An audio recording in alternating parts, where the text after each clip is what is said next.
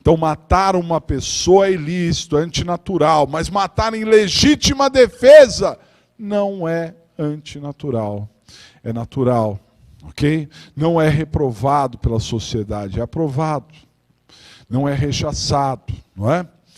Então, aí surge a ideia das chamadas excludentes de ilicitude.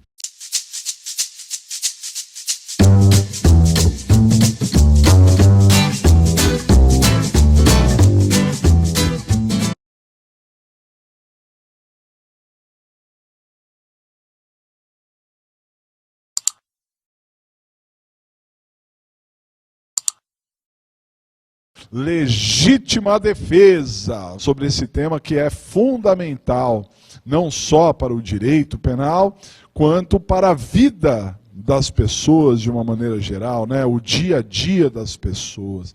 Há muita confusão, tem muita gente que distorce um pouco as regras aqui da legítima defesa, e o nosso objetivo é trazer aí um bom apanhado para vocês, para a caracterização específica da legítima defesa, né? Bom, primeiramente, e de forma técnica, poderemos dizer que a legítima defesa ela está incluída entre as excludentes de ilicitude.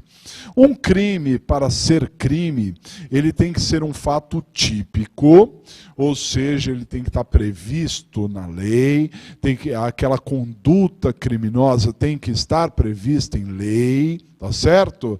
Mas não basta que este fato seja típico para caracterizá-lo como um crime. Além de típico, ele também tem que ser ilícito. A teoria bipartida, que nasceu aqui no Brasil, né, com o jurista René Ariel Dotti, diz que crime é um fato típico e ilícito. A teoria tripartida diz que o crime é o fato típico, ilícito e culpável. Então adiciona um terceiro elemento aí ao crime, que seria a culpabilidade. Mas, independente se você adota a teoria bipartida ou se você adota a teoria tripartida, o crime ele tem que ser um fato típico e ilícito para as duas caracterizações, né? Tanto para a teoria bipartida quanto para a tripartida. Se o fato não for típico, não é crime. Se o fato não for ilícito, ele também não será criminoso, não é? E o que seria um ato ilícito? Um ato ilícito é um ato ruim, pernicioso, antinatural, antissocial. É algo que prejudica alguém, que seja censurável, que seja assim, de alguma forma rechaçado pela sociedade. Veja, a princípio, qualquer atitude que nos prejudica, que nos faça mal, que a gente, depois daquilo, a gente teve algum tipo de prejuízo, é um ato ilícito. É um ato ilícito. Eu sempre falo para os alunos, né, que imagine que você tem um carro, você paga todos os impostos relativos àquele carro, não é? Vamos imaginar que você cuide muito bem do seu carro e tenha toda a atenção, não é, que você deve ter ao dirigir um veículo. Você está na rua, de repente vem um desmiolado do nada, sem prestar atenção, né, totalmente inconsequente, e bate no seu carro. Isso vai te gerar um prejuízo? É claro. Mesmo que você tenha seguro, mesmo que você esteja com toda a cobertura possível, isso acabou com o seu dia. Seu dia não será mais o mesmo, né? Não é agradável isso. E isso, então, é um fato ilícito.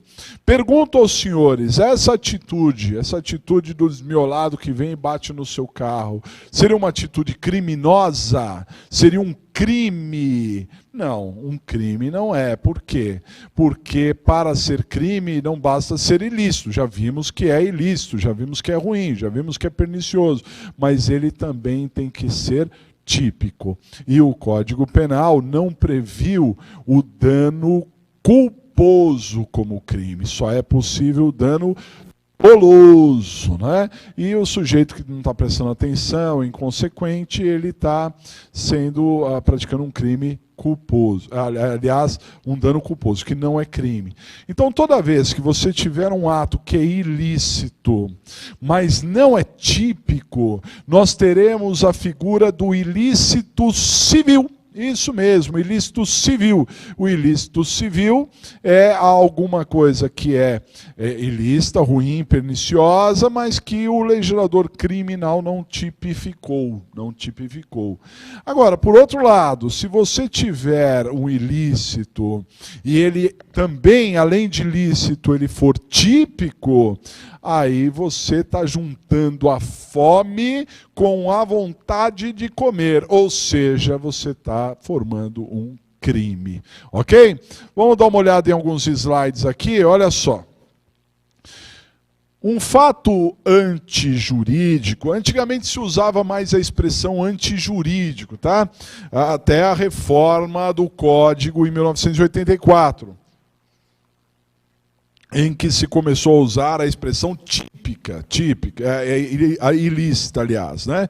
Então, um fato antijurídico ou ilícito é aquele que é reprovado pela sociedade, pernicioso à sociedade, que a sociedade não tolera, não é? Não se trata de um conceito apenas do direito penal. Munhoz Conde nos alerta o seguinte, ó. O direito penal não cria a antijuridicidade, se não seleciona por meio da tipicidade uma parte dos comportamentos antijurídicos, geralmente os mais graves, combinando-os com uma pena. Então veja que o ilícito, pessoal, o ilícito ele começa na esfera civil, né? Aliás, o Código Civil é sempre a segunda legislação mais importante de um país, sem dúvida nenhuma, né?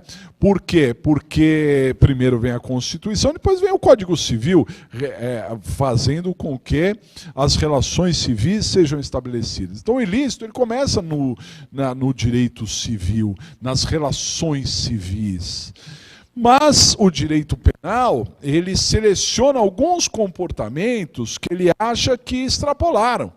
Eles passaram do limite civil, de civilidade, não é? E essas atitudes, elas são tipificadas. Vem o direito penal e tipifica. Vem o direito penal e faz com que essas atitudes que extrapolaram o limite da civilidade, ou seja, do direito civil, sejam tratados ali como atitudes criminosas, né? Olha o que diz o ex-ministro falecido, jurista, Assis Toledo, Francisco de Assis Toledo, dá uma olhada. O Francisco de Assis Toledo diz o seguinte, olha, antijuridicidade, né, é a relação de antagonismo que se estabelece entre uma conduta humana voluntária e o ordenamento jurídico, de modo a causar lesão ou expor a perigo lesão um bem jurídico tutelado, não é? Então, essa relação, não é? Esse antagonismo que existe entre a conduta e o ordenamento. O ordenamento diz lá, matar alguém. Aí o sujeito se comporta como desta maneira, matando alguém, né? Então isso seria esse antagonismo ao que a lei pretendia preservar, né? O sujeito pretendia, o legislador pretendia preservar um determinado bem jurídico e o agente resolveu romper essa barreira e ter uma atitude de incivilidade. Essa seria uma ideia, né? Muito bem. Guardem essa frase aqui. Dá uma olhadinha. A princípio, todo fato típico é antijurídico. Por que eu posso afirmar que num primeiro momento todo fato típico também é ilícito? Por isso que nós acabamos de mencionar, porque o legislador, ele observa na sociedade as condutas ruins, as condutas perniciosas, aquilo que está prejudicando. E aí ele tipifica, né? São as incivilidades. Né? Você tem lá no direito civil alguns comportamentos que extrapolam o limite de civilidade. Então ele seleciona. Então um dia o legislador viu um cara matar outro. Ele falou assim, isso não está certo, matar alguém, pena de tanto a tanto. Aí ele viu o sujeito prejudicar o patrimônio, ou prejudicar a administração pública, ou não respeitar a dignidade sexual. E essas coisas vão acontecendo, né? Então, no Código Penal, senhores, só tem desgraça. No Código Penal só tem desgraça. Por quê? É matar, é subtrair patrimônio, é fazer isso, é fazer aquilo. Não tem conduta boa no Código Penal, porque a conduta boa, dar esmola aos pobres, fazer carinho no semelhante, respeitar, etc., etc., não está lá. Não está lá, né? Não está tipificado, tá certo? Olha aqui o que eu coloquei embaixo do slide, olha só. A princípio todo fato típico ele é antijurídico, ou ilícito, né? Pois o tipo penal descreve condutas perniciosas, antissociais, antinaturais, né? Então perceba, num primeiro momento, uma pessoa que mata outra está praticando um crime. Por que que está praticando um crime? Porque está praticando um fato típico e ilícito. Não é? Então matou alguém, está lá no artigo 121, matar alguém, pena de tanto a tanto, é típico. E é ilícito, por que que é ilícito? Porque não é natural sair por aí matando as pessoas, sair por aí roubando pessoas, não é natural. Tá certo? Então é ilícito e logo um crime. Então se um sujeito matar o outro, num primeiro momento ele está praticando um crime. Mas por que num primeiro momento ele está praticando um crime? Porque num segundo momento talvez não seja crime.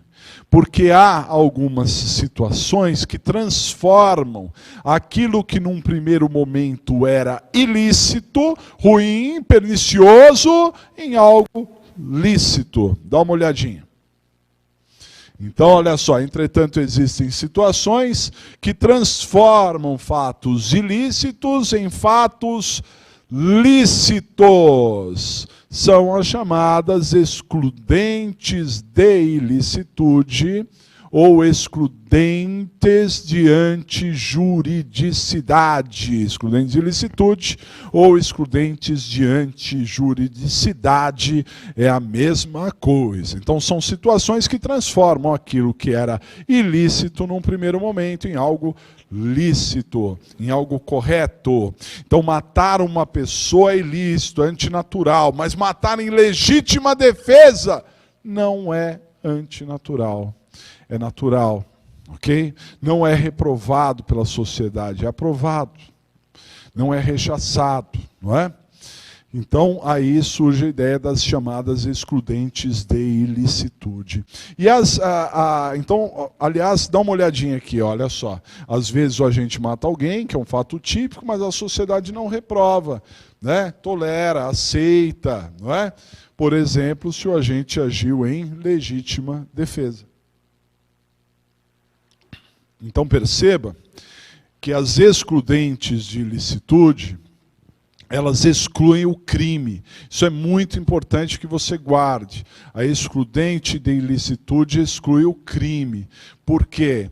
Porque o crime, para ser crime, no mínimo, ele tem que ser um fato típico e ilícito. Se ele não for ilícito, ele não é crime. E como a excludente de ilicitude exclui o crime, não é? Exclui a ilicitude, exclui a própria noção de crime. Então, se você for fazer algum concurso em que disser legítima defesa exclui a ilicitude, está certo. Se disser exclui o crime, também está certo. A legítima defesa, sim, exclui o crime. Compreendido? Muito bem. O legislador, ele acaba descrevendo as excludentes de ilicitude no artigo 23. Então, as causas legais de exclusão de ilicitude estão no artigo 23 do Código Penal. Acompanhe. Então, o artigo 23 do Código Penal previu como hipóteses de excludente de ilicitude essas 4 hipóteses aqui: o estado de necessidade, a legítima defesa, o estrito cumprimento do dever legal e o exercício regular do direito. Estado de necessidade, legítima defesa, estrito cumprimento do dever legal e também o exercício regular do direito. Vale destacar que essas foram as 4 hipóteses legais, não é, que o legislador pensou quando fez o Código. Isso em 1984. Vocês sabem que o Código Penal ele é de 1940, mas a parte geral ela foi alterada em 1984, né? E então em 1984 se pensou nessas 4 hipóteses. Mas vale destacar que a sociedade é dinâmica e aquilo que ontem a gente achava ruim, pernicioso, hoje a gente aceita. As coisas vão mudando. Então lá em 1984, quando nós tínhamos, né, há mais de 30 anos, estávamos sob a égide de outra Constituição Federal, né, sobre situações diferenciadas, o pensamento era mas há uma progressão aí, né? Há uma interpretação progressiva que vai surgindo com o tempo e a sociedade dinâmica vai mudando o seu pensamento. Por isso, essas foram as 4 hipóteses legais, mas poderão ter outras hipóteses que nós chamaremos de causas supralegais. As causas supralegais, elas não estão na lei. As causas supralegais estão na doutrina, estão na jurisprudência, né? Então esse rol que eu apresentei para os senhores, ele não é taxativo, é um rol meramente exemplificativo, não é? Isso é muito conveniente, muito importante da gente entender. Compreendido até aqui? Ótimo. Bom, então dessas causas legais, né, nós vamos destacar a legítima defesa. E a legítima defesa, ela não é, a pessoa não age em legítima defesa. Já está errado dizer, ele agiu em legítima defesa. Está errado. Porque a legítima defesa é uma reação. Reação motivada por uma ação. Então alguém que está sendo agredido precisa reagir a essa agressão. Ok? Então, quando nós falamos de legítima defesa, nós precisamos analisar 2 pontos fundamentais. Que tipo de ação que eu sofra? Eu posso sofrer algum tipo de ação? Que tipo de ação que eu posso reagir? Se eu receber uma ação trabalhista, eu posso reagir em legítima defesa? Não, né? Não. Mas que tipo de ação que eu posso reagir? E depois, de que forma eu posso reagir? De que maneira eu posso reagir? Como deve ser a minha reação? Então, para analisar bem uma legítima defesa, nós precisamos analisar esses 2 pontos. Como deve ser a ação e como deve ser a reação. Ok? Vamos dar uma olhada no slide. A legítima defesa é um contra-ataque, uma reação motivada por uma ação. Então, como eu disse, as pessoas elas não agem em legítima defesa, e sim elas reagem em legítima defesa. Muito bem. Mas não é qualquer ação que o agente sofre, né, que ele pode se defender por legítima defesa, né? Então aí nós temos que analisar como deve ser a ação. E como é que deve ser a ação para caracterizar uma legítima defesa? Então, fiquem atentos, porque para caracterizar a legítima defesa, tem que estar todos esses elementos que eu vou propor para vocês agora. Dá uma olhada. A ação deve ser, primeiramente, uma agressão humana. Uma agressão humana. Então vejam só. Não cabe legítima defesa de provocação. O sujeito foi provocado. Ele reagiu em legítima defesa. Não, está errado. Não cabe legítima defesa de provocação. Cabe legítima defesa de agressão. O que é uma agressão? É um efetivo ataque. O sujeito sofreu um ataque. Ok? Uma agressão. Não provocação. A provocação, ela pode gerar um homicídio ou uma lesão corporal privilegiada, né? Porque pode dar o privilégio ali pela violenta emoção logo após a injusta provocação da vítima. Injusta provocação. Aí a lei fala provocação, mas não legítima defesa. A legítima defesa tem que ser de uma agressão, que é um efetivo ataque. Cuidado! Esse efetivo ataque não precisa ser diretamente à sua pessoa. Pode ser ao seu patrimônio, pode ser a outros bens jurídicos que nós vamos analisar já já. Mas precisa ser uma efetiva agressão. Tem que partir para cima. Não pode ficar numa discussão, não pode ficar numa provocação. Tem que ser uma atitude em que o sujeito saiu da inércia. Ele rompeu uma barreira. Aí nós teremos uma legítima defesa, né? Essa agressão, ela tem que ser humana, ou seja, ela tem que partir do ser humano.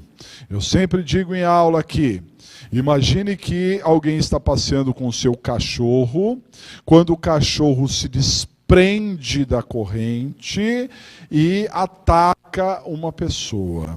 Essa pessoa atacada, para se defender, mata o cachorro. O dono do cachorro fica louco, doido de raiva, e processa o agressor do cachorro. Processa criminalmente, processa civilmente. Esse sujeito que matou o cachorro pode alegar em sua defesa que ele agiu em legítima defesa? Não, porque a agressão não foi humana. Embora ele tenha tentado se defender, ele não se defendeu de uma agressão humana. Assim sendo, não é legítima defesa. Poderia, sim, caracterizar um estado de necessidade. Estado de necessidade, porque o sujeito estava numa situação terrível, né? E para se livrar daquela situação terrível, daquele perigo enorme que ele estava sofrendo, ele só tinha uma maneira, que foi matar o cachorro. Então pode caracterizar o estado de necessidade do artigo 24 do Código Penal, mas a legítima defesa não. Agora vamos imaginar que o dono do cachorro está passeando com o cachorro e quando ele vê você, ele solta o cachorro e fala para atacar. Isca, pega, ataca! E aí o cachorro vai lá e te agride. E você, para se defender, mata o cachorro. O dono do cachorro fica louco, te processa criminalmente e civilmente. O que você pode alegar? Você pode alegar, aí nesse caso, o quê? Você pode alegar uma legítima defesa. Por quê? Porque aí nesse segundo caso, nós temos uma agressão humana. Isso mesmo. O cachorro, nesse segundo caso, é apenas um instrumento do ser humano. O cachorro é uma arma utilizada pelo ser humano. Ao invés do ser humano te dar uma facada, um soco, um tiro, ele jogou o cachorro em cima de você. Portanto, essa agressão foi humana. E da agressão humana você pode reagir em legítima defesa. Compreendido? Bom, e se quem veio te atacar é um bêbado?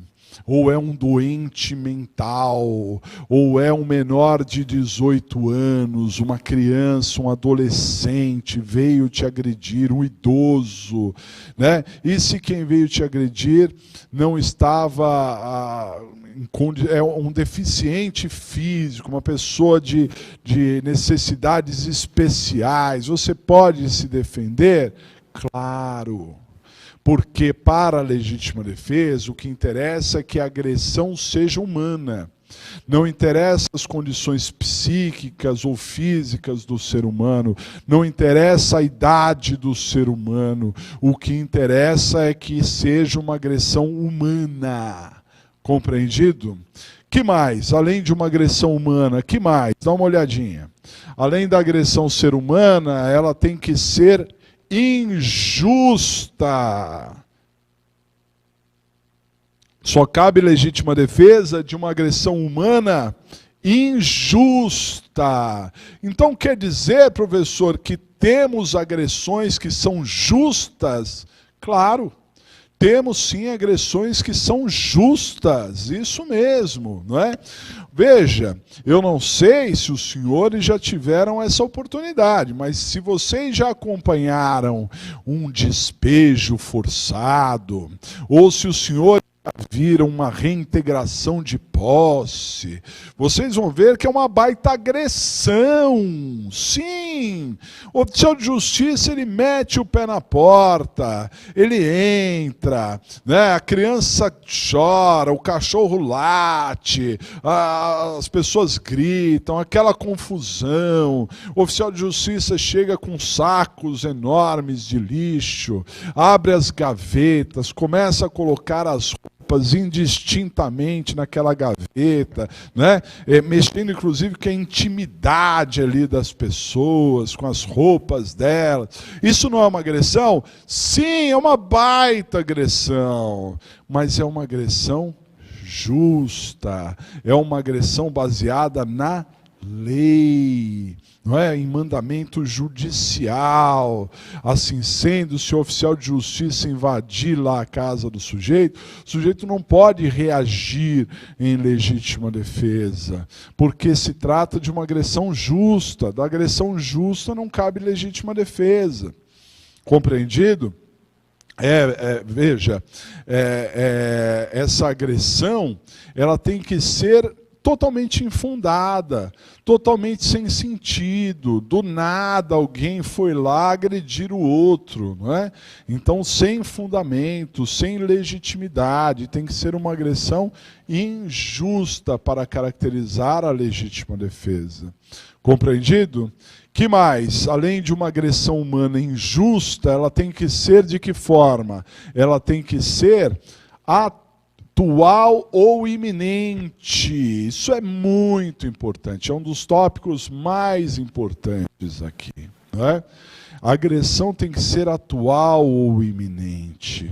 É uma agressão que está acontecendo ou uma agressão que esteja prestes a acontecer. Não é? Eu não preciso esperar a agressão se tornar atual para eu reagir, né? Se eu estou na iminência de ser agredido, eu já posso reagir. O sujeito, o ladrão, me apontou uma arma, ele vai atirar na minha pessoa. Antes dele atirar, eu posso atirar nele, né? Se eu tiver essa condição. Tá certo? Isso seria uma legítima defesa. Ah, não tem que esperar atirar, não, professor? Não, não precisa esperar atirar, né? Só na iminência de atirar. Agora, se o sujeito está agredindo, isso justifica a vítima ou o agente de reagir para impedir a agressão. Fiquem muito atentos agora. A legítima defesa não é um instrumento de vingança, como muitos possam imaginar, não é? Tem gente que acha que porque levou um soco, poderá dar um soco na outra pessoa. Ele me deu um soco, ele merece levar um soco. Isso não é legítima defesa, isso é vingança, né? E a legítima defesa não é um instrumento de vingança. A legítima defesa é uma forma de fazer cessar a agressão. É uma forma de fazer cessar a agressão. Então vejam só, o sujeito está me agredindo.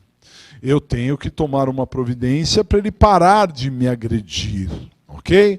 Então pode ser que ele me dê um soco e aí eu revido, né? Dou um soco nele para expelir o sujeito, para o sujeito não me agredir mais. Pode ser que ele se desestimule a partir do momento que ele levou um contragolpe meu, pode ser que ele se desestimule. Ele fala, esse daí, se eu der soco nele, ele vai dar soco em mim também, né? Então eu não vou mais dar soco nele. Ou então pode ser que ele insista e dê outro soco, aí talvez você tenha que dar outro soco também. Por quê? Porque enquanto o agente está sendo agredido, ele pode reagir, né? A agressão é atual, ele está sendo agredido e ele tem que arrumar uma forma de parar de ser agredido. Ou na iminência. Então o sujeito está na iminência de me agredir, antes que ele me agrida, eu já tomo providência para que ele não me agrida. Dá para entender? Agora, o que eu já vi acontecer várias vezes, e aqui eu posso dizer que já vi acontecer várias vezes, porque eu fui funcionário do fórum, eu fui escrevente, eu trabalhei com processos de homicídio, por alguns anos eu trabalhei com processos de homicídio, então esses casos chegavam até mim, eu cuidava desses casos. Então eu vi acontecer várias vezes, né, de uma situação mais ou menos assim. O sujeito estava lá num bar, perto de casa, antes de ir para casa ele passou no bar, não é? Podemos criticar essa conduta, se está certo ou está errado, mas enfim, era a vida do sujeito, passava ali no bar e ficava quietinho, tomando lá o aperitivo dele. Tá certo? Aí chega no bar um sujeito maldoso, um sujeito criminoso, um sujeito valentão, um sujeito que quer dominar ali a situação e muitas vezes escolhe um para Cristo. Escolheu aquele lá que estava quieto na dele. E começou a humilhá-lo, começou a agredi-lo, começou a bater no sujeito, né? E, enfim, o sujeito que estava quieto lá apanhou mesmo, injustamente, foi injustamente agredido, tá certo? Humilhado na frente de muitas pessoas, né? Aí ele fica caído lá, e aquele valentão, bonzão, ele fala assim, esse cara não é de nada, nem reage, né? Eu não estou nem aí, eu não quero mais bater em você, eu vou embora.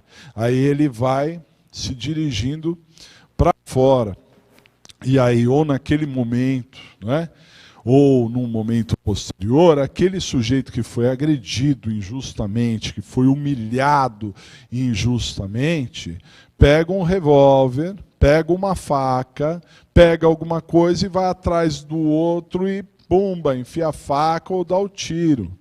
Legítima defesa? De jeito nenhum. Por quê? Porque a agressão que ele sofreu, ele já sofreu. Não é mais uma agressão atual, nem uma agressão iminente. Ele não está na iminência de ser agredido, ele já foi agredido. Então não cabe legítima defesa de agressão passada. De agressão passada, a agressão já foi, já não tem agressão mais. Então já não tem motivos para fazer cessar a agressão, porque ela por si só já cessou.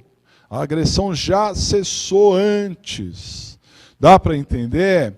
Então aí não dá legítima defesa. Isso é vingança. Isso daí vai ser complicado defender esse sujeito. Por mais que ele tenha sido humilhado injustamente, agredido injustamente, né? É claro que numa situação dessa do júri, o conselho que eu dou para os senhores advogados é que você precisa demonstrar a dinâmica dos fatos, né? Porque às vezes a agressão não tinha acabado ainda. Essa é a solução para mostrar que a agressão ainda era atual. Vou mostrar uma outra situação. Imagina um sujeito que entrou na casa de alguém para roubar, certo? roubou, mão armada, tudo mais. Muito bem. Pegou os pertences e está indo embora. Quando ele vai pular o muro para ir embora, o dono da casa dá um tiro nas costas dele. Isso é legítima defesa? Aí sim há uma legítima defesa. E, peraí, professor, não entendi, a agressão já tinha acabado. Não, não tinha acabado. É diferente do primeiro caso. Porque nesse segundo caso, como o ladrão está levando os bens da vítima embora, a agressão continua. Ele continua agredindo, não fisicamente, porque não vai mais bater em ninguém, não vai mais matar ninguém, porque ele está indo embora. Mas o roubo não é composto só de violência ou grave ameaça, ele é composto de subtração. E o sujeito continua subtraindo o patrimônio, ele está levando embora patrimônio. Portanto, essa agressão ao patrimônio continua existindo. E a partir do momento que a agressão continua existindo, poderá haver reação. Perceberam a diferença? No primeiro exemplo que eu dei, a agressão era física. O sujeito foi lá, bateu, se cansou, parou de bater. Acabou a agressão. Não existe outra espécie de agressão. Acabou a agressão. Se acabou a agressão, acabou a possibilidade de reação. No segundo exemplo, a agressão continuou, porque o sujeito, vamos imaginar, ele entrou na casa, bateu nas pessoas, né, ameaçou, amarrou as pessoas, fez, pintou e bordou, agrediu. E depois pegou o patrimônio e foi embora. Quando ele estava indo embora, atiraram no cara. É uma reação em legítima defesa? Sim. Porque a agressão continuava, não a agressão física, mas a agressão patrimonial continuava existindo. Compreendido? Então, legítima defesa é para a agressão que seja atual, aquela agressão que esteja acontecendo, ou a iminente, aquela que está prestes a acontecer. Não cabe legítima defesa da agressão passada e nem da agressão futura. Eu tive um caso do júri, esse eu defendi, né? Em que o réu ele veio do Rio de Janeiro para São Paulo junto com seu pai, né? Eles vieram trabalhar em São Paulo, o rapaz era novo, tinha 18 anos, veio com seu pai, né? Foram morar na periferia de São Paulo, e trabalhavam ali certinho. Só que o moço, ele se namorou lá com uma menina lá do bairro, em que, aí o que acontece? Ele foi namorar justamente com a mulher ex-namorada do traficante. Ex-namorada do traficante. Aí o sujeito, ele não nos conformava com aquilo. Né? Não é que ele pegou a menina que ela estava lá com o traficante ainda. Não, já tinha acabado o relacionamento com o traficante. Mas o traficante não gostou. Então aí o cara ameaçava o tempo todo. Ele passava e falava assim, fulano, ô carioca, chamava de carioca. Ô carioca, você vai morrer.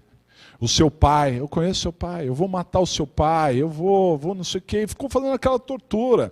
O moleque via ali o tempo todo. Sabe o que aconteceu? O carioca foi lá, arrumou um revólver. Quando um belo dia estava lá o traficante conversando na esquina, ele foi lá e matou o traficante. Então, antes dele morrer, ele acabou matando o traficante. Não é? Legítima defesa? De jeito nenhum. Porque era uma possível futura agressão, vai saber. Né? Então, foi um caso bem complicado em que eu atuei. Né? Na minha ótica, eu ia até desenvolver uma tese que já foi uma tese vencedora em outras oportunidades, que é da inexigibilidade de conduta diversa, mas acabamos nem desenvolvendo essa tese, porque ao chegar no plenário do júri, acabamos fazendo um acordo com o Ministério Público, um lícito totalmente possível, numa tese comum, né, de de um homicídio privilegiado, e com isso o carioca acabou levando uma pena pequena e não hediondo, em regime aberto, não foi preso. Ele foi condenado, mas não foi preso, e a defesa foi bem feita, né? De alguma forma tivemos uma solução ali. Mas legítima defesa não ia dar. Porque, para ser legítima defesa, a agressão tem que ser atual ou iminente. Está acontecendo ou prestes a acontecer. Não pode ser passada nem futura. Mais um outro detalhe aqui, dá uma olhada. Além da agressão ser humana, injusta, atual ou iminente, ela tem que estar ameaçando um direito próprio ou de terceiro, um direito próprio ou de terceiro. Todos os direitos são protegidos pela legítima defesa. Todos os direitos. Não é só a vida, não é só a integridade corporal. A sexualidade, o patrimônio, a honra, também a honra pode ser protegida em legítima defesa. Ah, professor, mas a legítima defesa da honra é aquele caso em que a pessoa mata o cônjuge porque teve uma relação extraconjugal? Não, de jeito nenhum. De jeito nenhum. Quando você fala em legítima defesa da honra, você está protegendo a honra, né? Então imagine os senhores que alguém está praticando um crime contra a honra. Eu estou numa palestra e aí eu começo a agredir. Aí não é uma ameaça, hein? É uma agressão à honra de alguém. Fulano de tal é isso, é aquilo, na frente de todo mundo. Isso é uma agressão. E para fazer cessar essa agressão à honra que a pessoa está sofrendo na presença de outras tantas, ele pode reagir. Eu não estou dizendo que ele vai matar o palestrante, mas ele pode arrumar algum jeito de fazer cessar aquela agressão, do sujeito parar de falar. Ok? Isso seria uma legítima defesa da honra? Sim. Então o patrimônio é defendido, a integridade corporal, a sexualidade, qualquer direito pode ser defendido em legítima defesa. Vamos imaginar que você está no trânsito e aí você perceba que outra pessoa que está ali na frente está sendo assaltada, tem um motoqueiro assaltando. Não é? Você pode matar o motoqueiro? Veja, não estou ainda dizendo se você está exagerando ou não exagerando, né? Mas vamos imaginar que o cara vai atirar no cara que está na frente ali. Antes de ele atirar, você atirou no bandido. E isso é legítima defesa, de terceiro. Porque você está protegendo não a você, mas um terceiro. Porque qualquer direito próprio, no caso, ou de terceiro, a vida do terceiro pode ser protegida por legítima defesa, sim. É legítima defesa de terceiro, né? Se eu fosse policial, não, porque aí o policial age no estrito cumprimento do dever legal. Ele não age na legítima defesa de terceiro. Mas uma pessoa comum vai agir em legítima defesa de terceiro, sim. Porque qualquer bem próprio ou de terceiro é protegido pela legítima defesa. Ok? Então, o panorama da agressão. Vamos colocar na tela, dá uma olhada. Olha, a ação, né, a agressão, ela deve ser dessa maneira aqui. Ó. Tem que ser uma agressão humana, injusta, atual ou iminente e que ameace direito próprio ou de terceiro. Não é? Se a ação for desta maneira, caracteriza sim a possibilidade de reação, a possibilidade de legítima defesa. Ok? Bom, nós vimos a ação. E como é que deve ser a reação? A reação não é de qualquer jeito. A reação, ela tem dois componentes concomitantes, né? A reação tem que ser dessa forma aqui, ó. Também não é qualquer reação que leva à legítima defesa, né? A reação deve ser com os meios necessários e também com a devida moderação. Então, a reação tem que ser com os meios necessários e com a devida moderação. Eu já falei em outras oportunidades quais são os meios necessários, né? Não há uma regra específica. Os meios necessários são os meios que são eficientes e suficientes para fazer cessar a agressão. É claro que se alguém me der um soco e eu pegar uma metralhadora e metralhar a pessoa, ela não vai me dar mais soco nenhum, pode ter certeza, né? Então essa reação foi eficiente, mas muito além da suficiência. Como eu disse, não há uma fita métrica, não há uma regra única. Não é porque uma pessoa me deu um soco que necessariamente eu vou reagir com um soco. Não é? Isso tudo depende do caso concreto, depende das condições, da dinâmica pelas quais se desenvolveram os fatos. Vejam só, se quem foi me agredir era uma pessoa de uma estatura menor do que a minha, né? Uma pessoa até mais acanhada do que eu, mas ele chama José Aldo, ele chama, sei lá, Anderson Silva, ou tantos outros aí, eu não vou trocar sopapo com esses caras. Dá para entender? Por quê? Porque a única forma de fazer cessar uma agressão de quem é um lutador, profissional ou não profissional, é usar de um instrumento. Então, usar um revólver para fazer cessar a agressão seria um meio necessário, porque não teria outra forma. Às vezes, numa luta, por exemplo, a pessoa é jogada no chão. E quando ela cai no chão, ela perde a mobilidade, aí ela fica sendo agredida, ela não consegue levantar, né? Então, se ela pegar um pedaço de ferro ali para bater, pode ser um meio necessário. Pode ou não, depende do caso concreto, não é? Então nós tivemos um caso famosíssimo em São Paulo, que foi do promotor Tales, que matou um jovem, né, na Riviera de São Lourenço, em Bertioga, no Ano Novo, não é? E esse promotor ele foi processado por homicídio e absolvido pelo órgão especial do Tribunal de Justiça por unanimidade, né? Não vamos nem discutir essa decisão judicial, né? Mas porque foi unanimidade pelos desembargadores mais experientes do estado de São Paulo. Mas o promotor ele foi processado porque entenderam que a legítima defesa que ele alegava, ele tinha reagido sem os meios necessários, mas ficou caracterizado que o promotor era uma pessoa de uma estatura para mediana para baixa, né? Que ele estava com a namorada, que ele foi agredido, ou teria sido agredido, porque eu não estava lá, né, por um grupo de jogadores de basquete, cujo menorzinho teria ali 2 metros de altura, né? Então, trocar supapos ali com essas pessoas ficaria bastante difícil, né?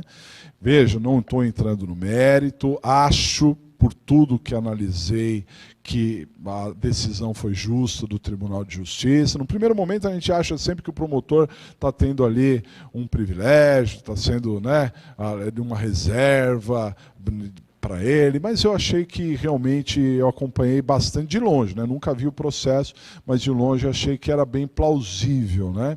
Que eram os meios necessários usar ali do revólver e com a devida moderação. Não adianta você usar dos meios necessários, você tem que usar dos meios necessários com moderação. E o limite da moderação é a agressão. Enquanto a pessoa está sendo agredida, ela pode reagir. Se já acabou a agressão, tem que parar a reação, Ok? É claro que o mundo real não é Matrix, em que as coisas acontecem em câmera lenta, né? Nós estamos falando de uma dinâmica, as coisas acontecem muito rapidamente, né? Um deu tiro, outro deu tiro, aí vai um monte de tiros muitas vezes, né? Você fala assim, ele deu 7 tiros, isso é um exagero? Não sei. Isso depende da dinâmica, depende de como as coisas aconteceram naquele exato momento. É exatamente isso que você tem que tomar cuidado no júri, né? Quando você for expor uma legítima defesa, você tem que colocar para os jurados como se deu a dinâmica, né? A dinâmica dos fatos, para tornar aquilo verossímil e mostrar que sim, todos esses elementos que caracterizam uma legítima defesa estavam presentes, ok?